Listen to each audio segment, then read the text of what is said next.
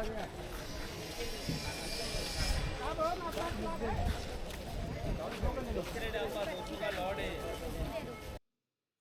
തരത്തിലുള്ള സാധനങ്ങളും കിട്ടും എന്ന് പറഞ്ഞാലും നമുക്കിവിടെ അത്ഭുതപ്പെടേണ്ടതില്ല.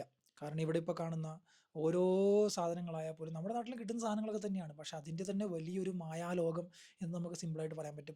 എത്ര ദൂരം നടന്നാലും പിന്നെയും പിന്നെയും നമുക്ക് ഇപ്പം നമ്മൾ കണ്ടതുപോലുള്ള അല്ലെങ്കിൽ നമ്മളിനി കാണാത്ത പുതിയ പുതിയ ഉൽപ്പന്നങ്ങൾ നമുക്ക് കാണാൻ വേണ്ടി പറ്റും. ഓരോരുത്തരായിട്ട് കച്ചവടക്കാർ അവിടെ ഇവിടെ തന്നെ തങ്ങി നിൽക്കുന്നു. എല്ലാ ഏരിയയിലും കച്ചവടം മാത്രമാണുള്ളത്. എല്ലാവരും വിപണി മുൻകണ്ട് അവരുടെ കാര്യങ്ങളൊക്കെ നീക്കുന്നു.